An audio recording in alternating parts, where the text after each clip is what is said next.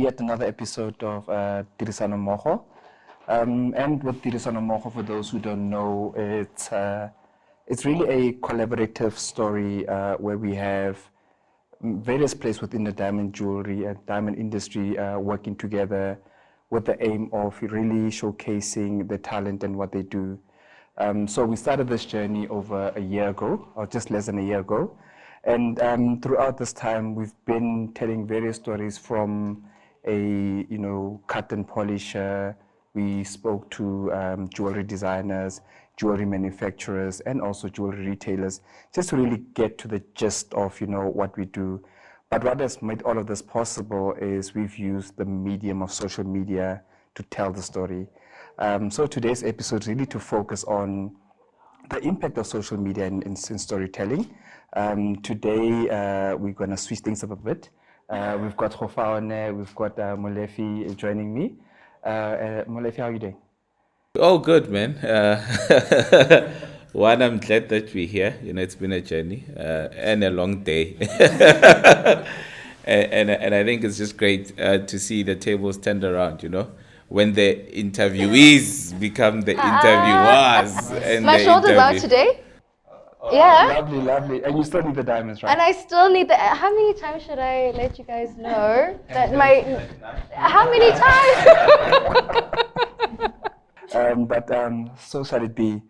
So today we're joined by Hofaone, who's very familiar with everyone. She's really done a phenomenal job in packaging what we do, in making sure that our stories are known, our stories are understood, and more importantly, we then understand the value that each and every person does add to this beneficiation initiative that we're driving. Hofa. I dread this question. Don't relax. Yeah. So I think just to start off with, obviously you're known to a lot of people, but for those that don't know you, can you just give us a brief introduction of who you are, where you come from, and All of that. Some know me as Beyonce's long lost sister, but that's speculation. Yeah, I'm Hofaone Mudise, and I'm a certified social media manager and trainer now, and I've been doing this for the past 3-4 years now, and it's just been an exciting journey for me. I'm from here, Botswana. I'm from Muchudi and Palape in a way, because that's where I was raised, and it's been an incredible journey just being part of the Tirisano Mmogo team. And I know you didn't really ask about it, but it's so hard to mention myself and where I come from without mentioning Tirisano Mmogo, because within a short period of time, we've become such a family that I believe that I have long lost brothers and sisters waiting for me in South Africa right now. And in the rest of Africa. And the rest of Africa, yes. Yeah. So you're from Uchudi, Palape, but I'm sure there's more to you than just that. From an education perspective, Yeah. What are you doing? Because Yeah. you sound like you know quite a lot. Education. Yeah, education, please. Yeah. So I'm currently studying international studies at DePaul University. Yeah. I'm studying remotely. It's based in Chicago, Illinois, so hence the accent. Huang huang. But I haven't been in Chicago. I've been studying remotely, which happened due to COVID, and it turned out to be a blessing, because that's when I really grew into my business and started loving social media and realizing how I was able to connect with people far and wide. And so that's me on an education basis, and also studying social media. There are amazing platforms online in which you can get a certification on social media, get training, and so that you can add value to what it is that you love, and especially if those who love social media. So I got certified via HubSpot Academy, hence the reason I'm a certified social media manager. Yes. But how did it come about? Like, for me, it's quite interesting that, you talk about this so passionately about it. I'm sure it just didn't come from somewhere, There must have been that day where it was just triggered. So where did it all come about, So I was broke. So that's the key. Be broke and be hungry, and you're like, at times, surely. And something my mentor once said was that you're always on social media, but you're helping another person make money. And so though I didn't know if I could buy shares on Facebook or Instagram, I said, but I can maybe post for people. I didn't even know there was a concept such as a social media manager. And so the first, I think it was mid-2020 during lockdown, I asked a cousin of mine who was just failing dismally to post on her business page on Facebook. And I was like, let me do it for you. I initially thought, let me do it for free because it was so easy for me. Let me write captions for you because it was so easy for me. And then she said, because it's so easy for you and hard for me, and you're adding value to me, and I got a few clients, let me pay you. It was a small amount, but that's when I realized, I'm about to be a millionaire, one way or another. And so from there, I realized that social media is such a beautiful space for young people such as myself to monetize, and there's just so many avenues anyone within the social media space can take, whether it's you creating content for people, posting the content, curating the content, observing the analytics. English? Audience, thank you. Yeah, and so with that, my passion for it, that's when it grew, because I had initially started with SMMEs within the country, and being able to help small businesses make their mark on social media and somewhat place them on an leveled playing field with big brands as well. That for me was my contribution to them. And once you help others and add value to others, it's so self-fulfilling. And when you get paid, it's even more fulfilling. And so with that, that's how the passion grew, and that's why I am where I am. Okay. Look, I took two things out of this. You spoke about monetization, and then speaking of content, right? How do you monetize content? Ooh, see, that question was not in the list of questions you asked me. You're bamboozling me. So the thing is, whenever I train people with social media, I often say that every single one of us has a contribution that is valuable. Whether I know what you know, your delivery and interpretation of the content that you have can be valuable to the next person. And so that is to say that whatever content it is, whether it's information, whether it's just entertainment or education, whatever format it is, or even selling-wise. And usually when you talk content creation, we often think of taking pictures and videos, but it goes beyond that. It's selling a philosophy, your values, and putting it in a consumable format for people who are your ideal target to consume. And you're not trying to sell your product, but what you're trying to do essentially is, I don't even know if I'm answering your question, but ideally what you want to do is, you want to be on the people who are scrolling on their newsfeed. When they see your product or whatever they see, the type of content that you put out, if it catches them, it grabs them, they don't necessarily need to reach out to your services right then and there, but they need to know that when I need such services, I'm going to go to you. Yeah, and that's how you monetize it. Oh, wow. Look, and I'm sure with that said, a lot of people would say it's an easy thing to do. Yeah. But over the years, especially I think once having been into it, you have to have realized that it takes a special skill to actually do it. Absolutely. The first caption is just so difficult. It starts with, hey guys, then hi ladies and gentlemen, and then all these hi ladies, gentlemen, and he, they, them. So then you start getting confused, because even with captions alone, you'd find that you can't use maybe like a @ symbol on a Facebook post, because they use that @ to and align it with Twitter, and then it won't reach that many people because they think it's copied from Twitter. You see? Pay me for the rest. Yeah, it sounds very complex, and very technical. So listen to you talking about, the @ symbol and the hashtags and all of those, right? So when you look at the different mediums, right, of social media, right, is there one, in your opinion, that you think is a bit more effective than the others? Because there's algorithms and all of those, and what would be then the more effective one in your opinion? In my viewpoint, right? So before I even get into that, so if anyone could just go on statista.com, I think that's what it's called, you'd find that in Botswana, just Botswana alone, because I know Botswana, we have 1.2 million people who are Facebook users. That's a huge, and for a population of 2.3 million. Yeah, it's like half the population. It's like a corner of Soweto somewhere. Yeah. And then on Instagram, you have over 100,000 users. And on LinkedIn, you have more users on LinkedIn than on Instagram. But does this mean that you go to a place where that has more volume, or you're looking for a place that has more value? So for me, and having my clientele basis that is more service-based, that is more philosophy, the self-philosophy more than actual tangible products, Instagram seemed for me to be the most effective. Facebook helped when it came to being easily searchable for SEO marketing, search engine optimization.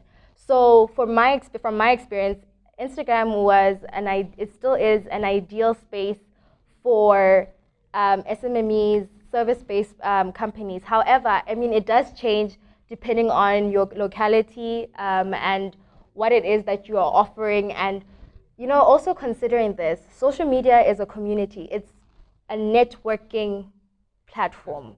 So when you create a Facebook page, you have that option that says invite people, invite your friends. So whether you like it or not, you need to build community.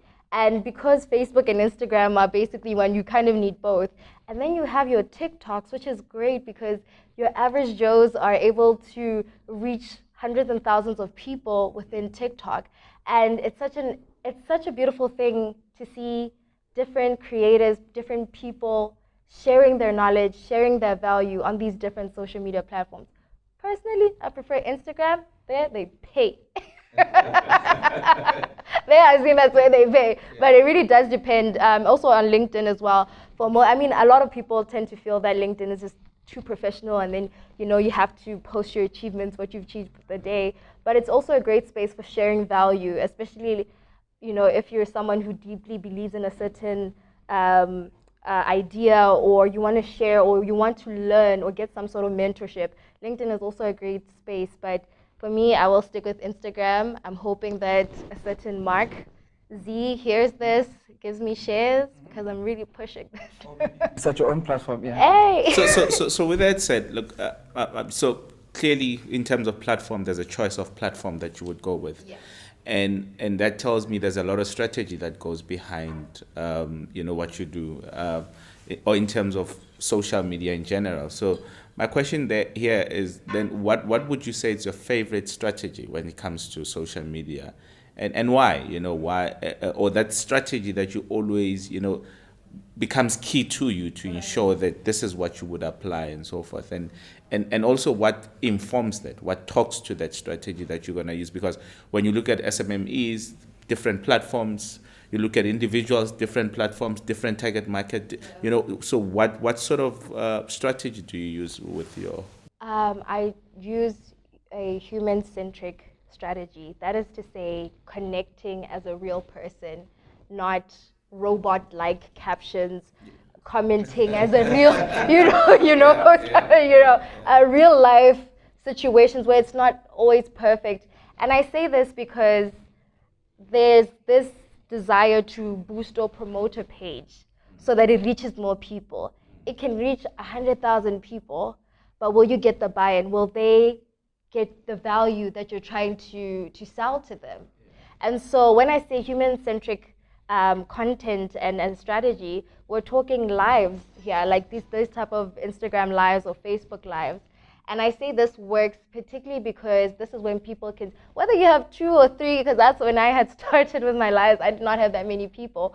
But when you even have 2 or 3 lives, or viewers rather, those three people, they buy your vision. They see you, they hear your voice. So that is to say, even when it was World Book Day, for some of my clients, I'm like, you know what, let us know what your favorite book is, so that people know who you are and what it is that you like. And commenting on other other posts as a business page, sending messages to top fans and recognizing them. That is human-centric, so that when the algorithm changes and you're trying to boost and you're getting the numbers you're looking for, at least you have the people or the loyal followers who follow you not because you promote it or whatnot, but because they believe in your vision. So definitely a human-centric strategy is the way I go about it. Yeah. You're mentioning something the second time you're mentioning it, algorithms and these fancy words, right?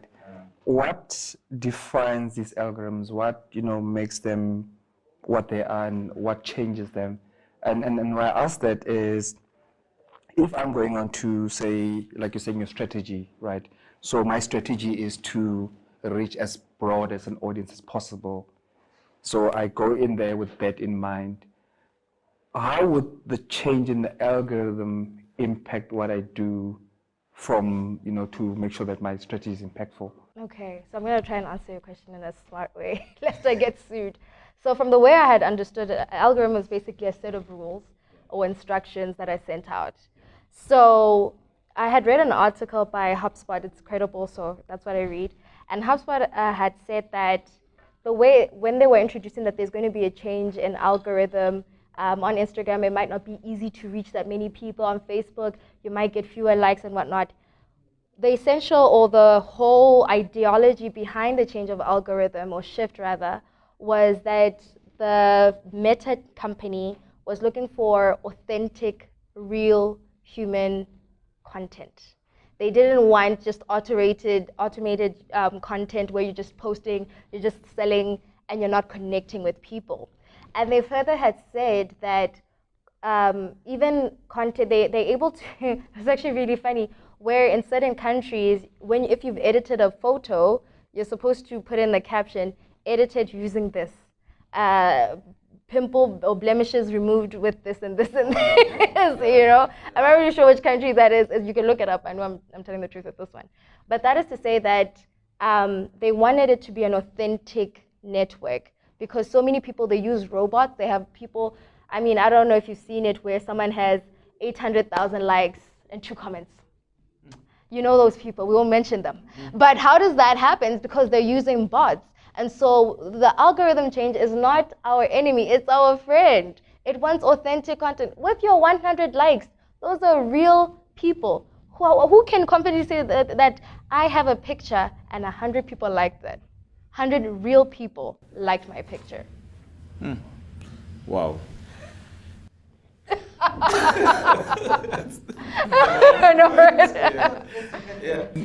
Okay, no. Actually, as you're talking about this, I'm just thinking, I'm sitting here. Here I am, I'm a businessman, and I'm just focused on selling a product.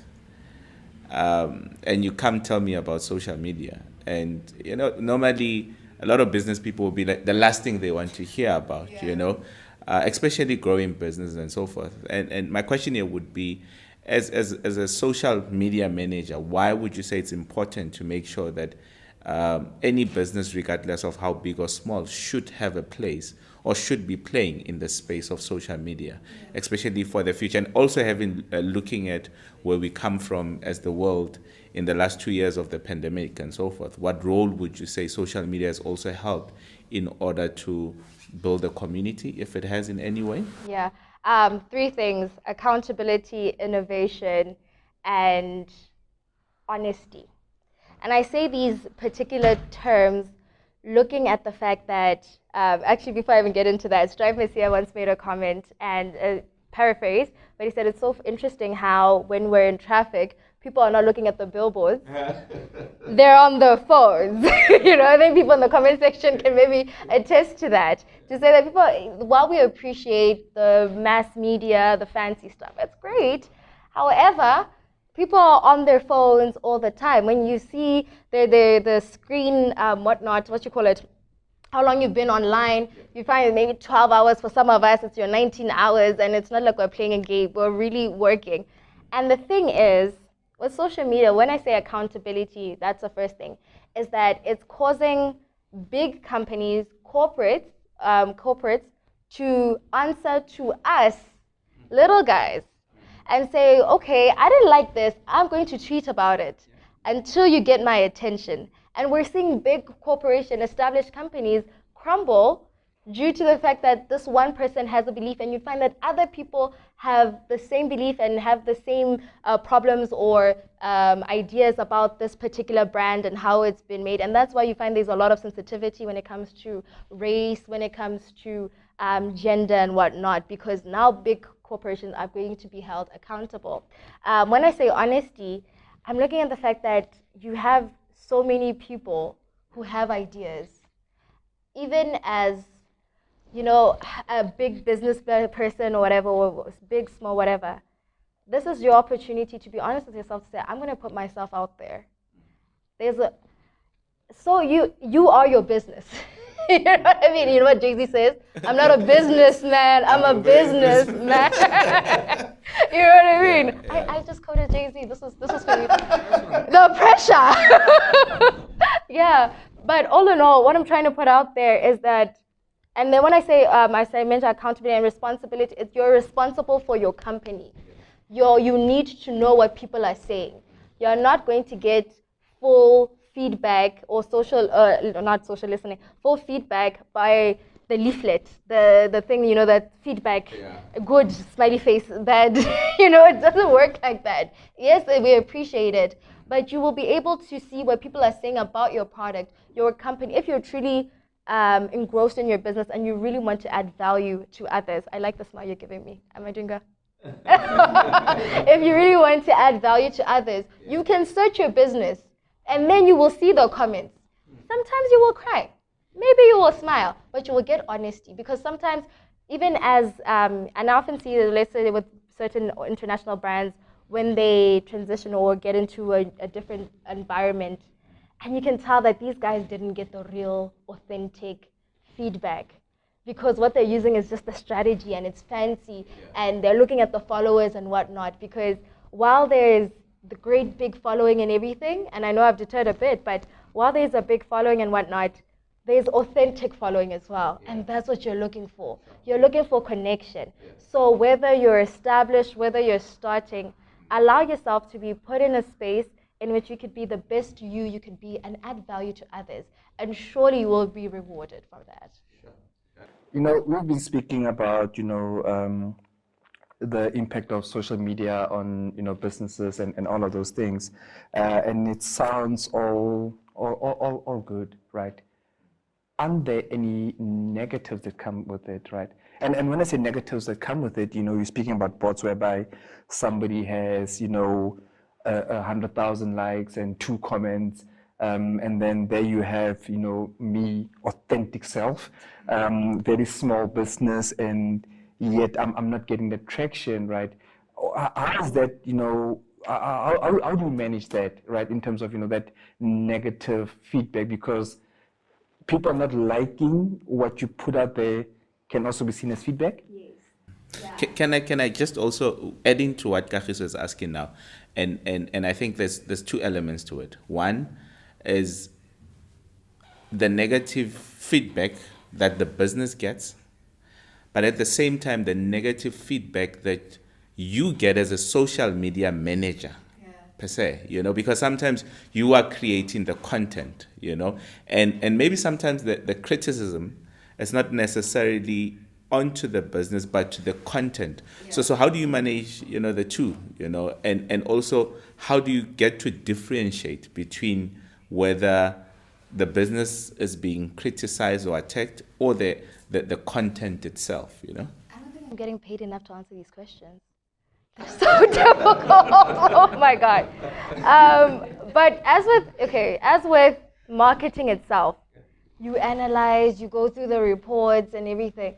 Same with social media marketing. Every quarter, I have to assess, is the content we're putting out there good enough? Not necessarily just good enough, but are people receptive to it? My strategy is not what other social media managers use, because there's something called generation leads, where you get like high volume of followers, high volume, you might even get a lot of sales in that. But because I believe that Rome wasn't built in a day, some clients don't feel the same way, and they're saying, I know it wasn't built in a day, but I need it done tomorrow. And when I get that kind of feedback, I always ensure that I'm very honest and sincere to say, this is what I can do. This is where I end. I'm a manager. My roles are such and such and such. However, let us try such and such. Because when it comes to social media, it's just this world of different things, getting different feedback from so many people. But at the end of the day, in terms of managing, like you had said, it's going back to the owner of the company to say, this is the situation, this is how things are going, but I need you to tell me if you're happy or not. If authentically, if you think that your authentic self is being brought out in the content, even in the feedback. Because while we can get negative feedback, it could just be someone's biased opinion there. I often say, sometimes if you don't really like the comment, you can delete it if you want. It's okay. But you can keep that comment and reply to it. And you can be graceful and say, actually, this and this and this. If you'd like more information, contact us on this. And whoever sees that comment, they might contact you. And sometimes, they often say that there's no such thing as negative publicity. But the best thing about being a social media and whatnot manager is being able to manage that. We see things early. If something has been put out and it's not aligned with the brand, you can delete it quickly, but sometimes there's no way to, maybe a few people have already downloaded that particular piece of content, and it's okay. Because the beauty of social media, the beauty of any form of marketing, I would think, is being able to try and put yourself out there and say, okay, you didn't like that? Well, I liked it, but it's fine. Let's see what we can do.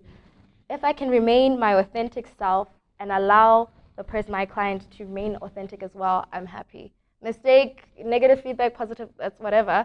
But I've come to a point where I'm okay with whatever mistakes we could make, as long as they don't lose millions or whatever. But I'm okay with that, because if I'm not growing, then I'm stagnant. I can't be perfect at everything. Until I'm next to Oprah, like this. Yeah. Gail this side, Oprah here, me here. And who's interviewing who? Who's interviewing? It'll be like this. This is the start. You're practicing with us.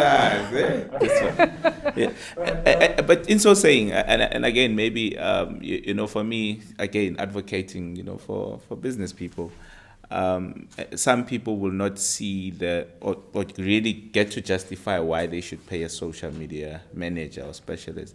What is a day like? And this was on a lighter note. What is a day like for a social media manager? You wake up and.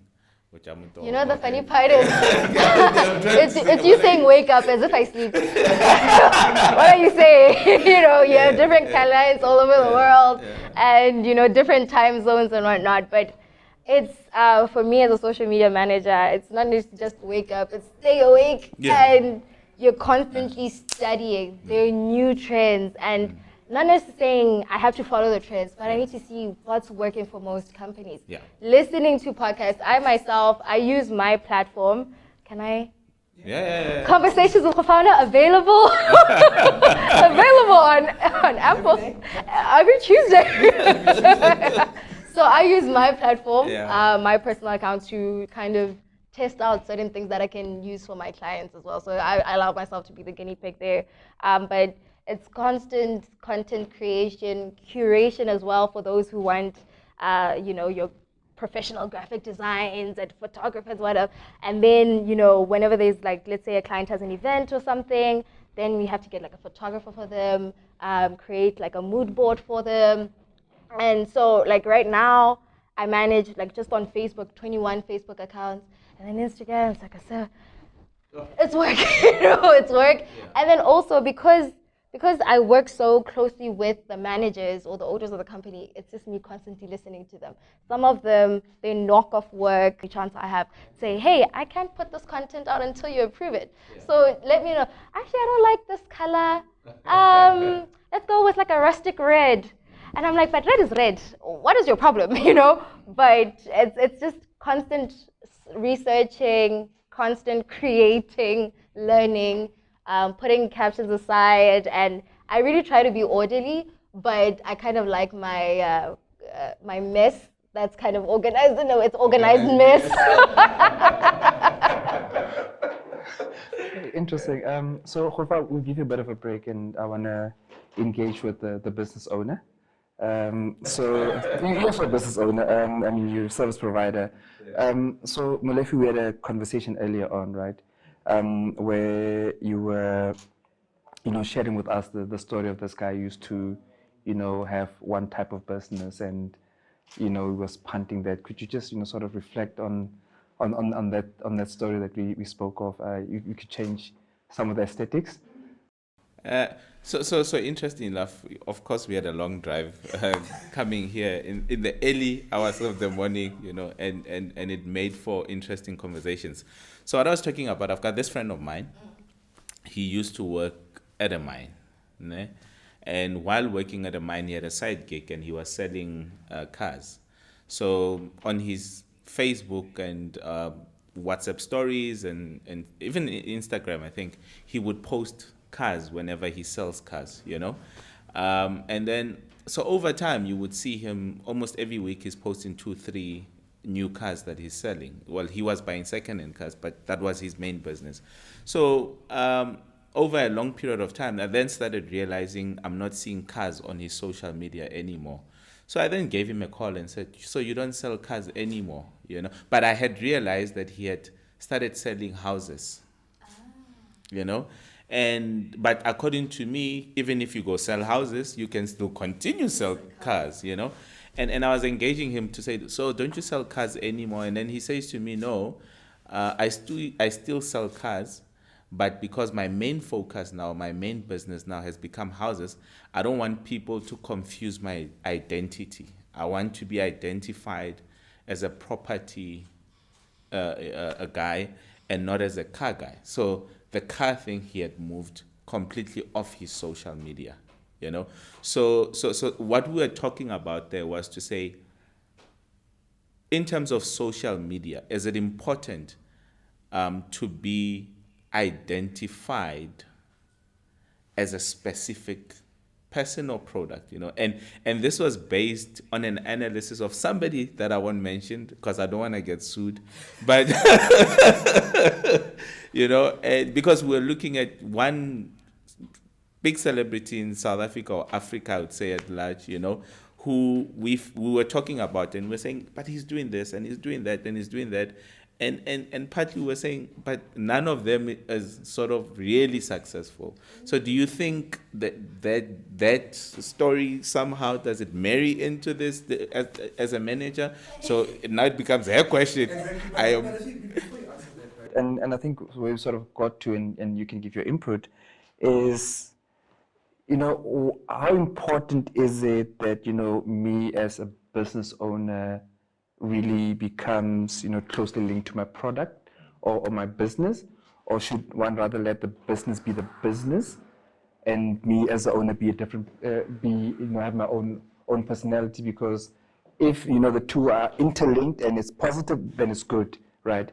But once the negativity comes in, then, because of the association and everything then goes down with it, right? I know it's a conversation, but, the question we're trying to really get to is, from a social media perspective, so I'm a startup person, I want to start my business. How important is it that my business is linked to me as a person, or should my business be standalone because it then needs to take a personality on its own and from... Yeah, I don't know which one to answer, but I'll answer yours first and then get to yours. With yours, with regards to when you want to introduce yourself on the social media space, what do you introduce yourself as? So I do MCing. Contact me on. I'm kidding. I do. I'm not better than me.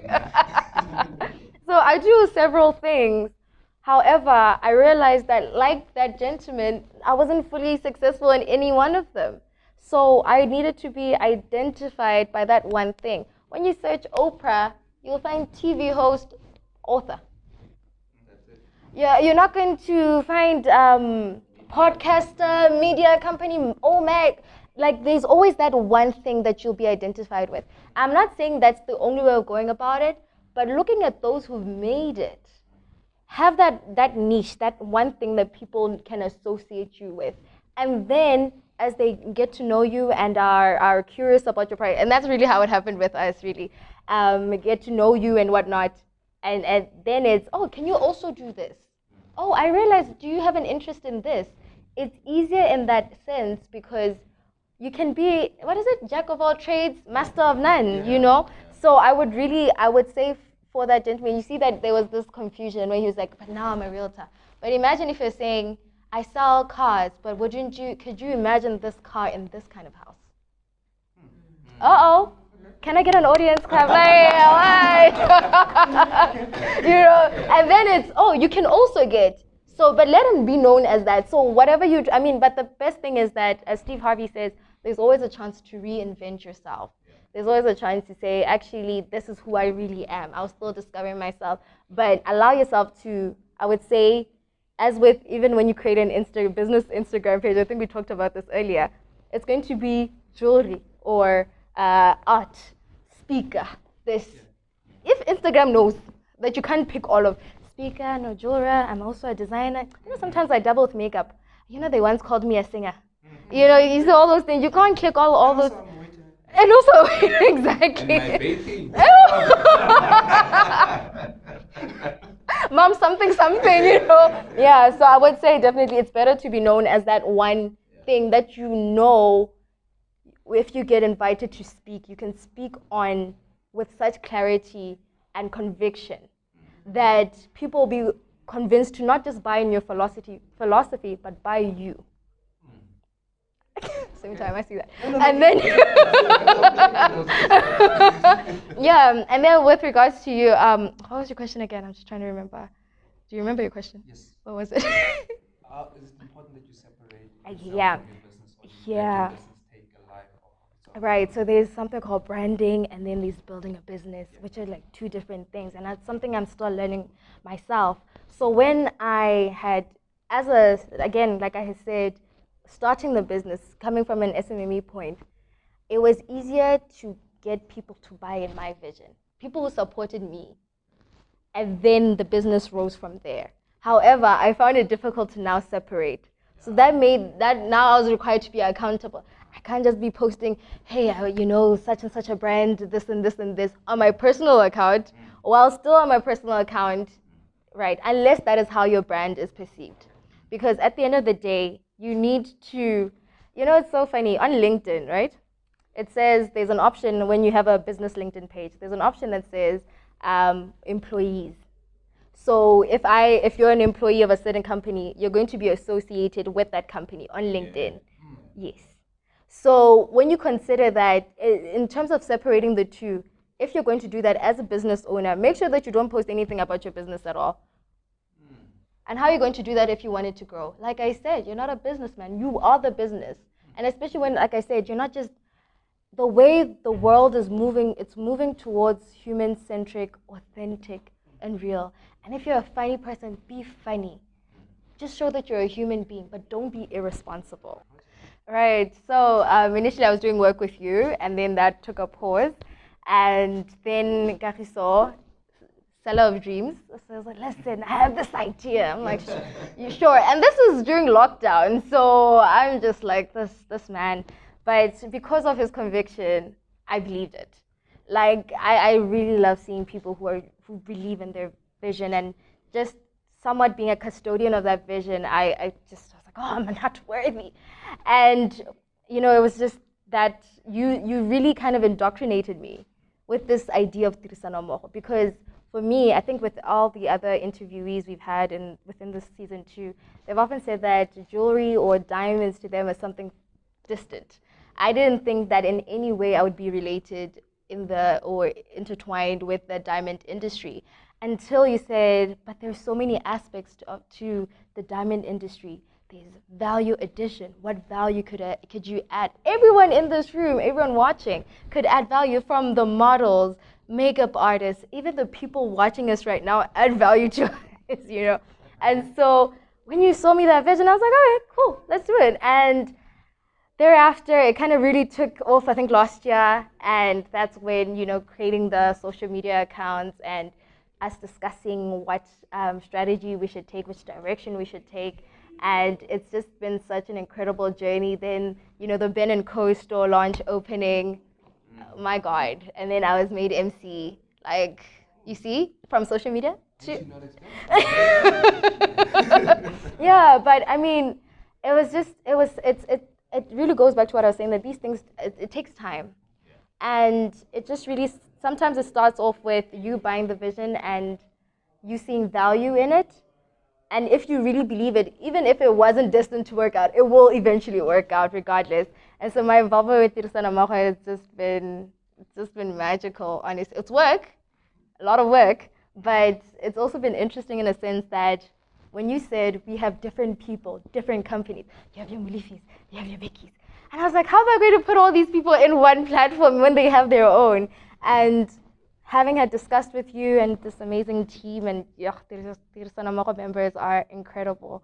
They're such giving people, and you really assembled a great team. And it's just, and I think also I was a bit worried because I'm from Botswana. Soon I'll be speaking Setswana like, hey, don't, and I want to speak Setswana at the same time, but I'm really glad that we found a way to communicate. And I realized that our language isn't native tongue. Our language is respect.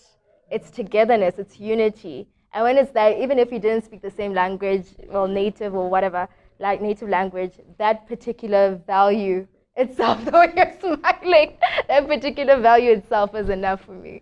But in essence, what has the journey meant for you? What has the journey meant for yourself as a business in terms of a social media manager, and working with Tirisano Mmogo specifically?